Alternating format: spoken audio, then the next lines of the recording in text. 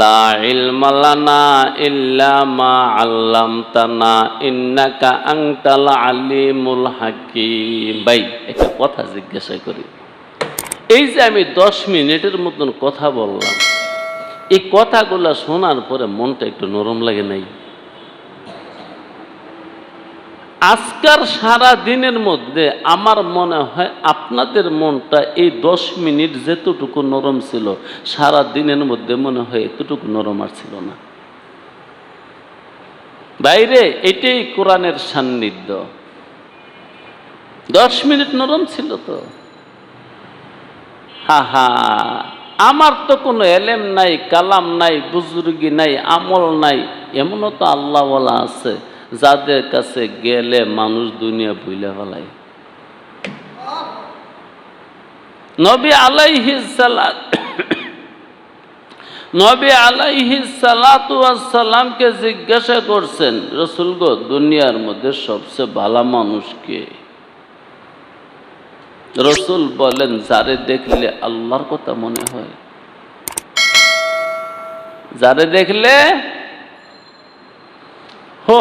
তোমারে দেখলে তো ক্ষেতের কথা মনে হয়, ফ্যাক্টরির কথা মনে হয়, কাপড়ের বাজার কম না বেশি এই কথা মনে হয়। তোমারে দেখলে আশেপাশে কথা মনে হয়। আর কিছু মানুষ আছে তাদেরকে দেখলে আল্লাহর কথা মনে হয়। জি, ওই আল্লাহওয়ালাদের সামনে গেলে দিলটা নরম হয়ে যায়, নরম হয়ে যায়, নরম হয়ে যায়, নরম হয়ে যায়। তখন দেখবেন দিল থেকে দুনিয়া বের হয়ে যায়, বের হয়ে যায়, বের হয়ে যায়, বের হয়ে যায়, বের হয়ে যায়। মদ্যপ যারা মধু আহরণ করে, মওয়ালা যারা মধু কাটে, ওরা মৌমাছির বাসার কাছে গিয়া একটু দুয়া দেয়। বাসা কিন্তু উপরে, নিচে থেকে একটু দুয়া দেয়। দুয়া দিলে আস্তে আস্তে মাছিগুলো, মৌমাছিগুলো উঠতে থাকে, দূরে যেতে থাকে। ওরা কি হাতে ধরে দূরে সরায়? দেখেন নাই আপনারা? একটু ছোট সময় শুনছি, আরে যারা মধু কাটে ওরা মন্ত্র জানে, ওরা ওই দোয়াটা পড়লে মৌমাছি চলে যায়, তারপরে নীরবে তারা মধু কাটে বাড়িতে নিয়ে আসে। পরে জানি কিচ্ছু না, মন্ত্র দুয়াটুকুই।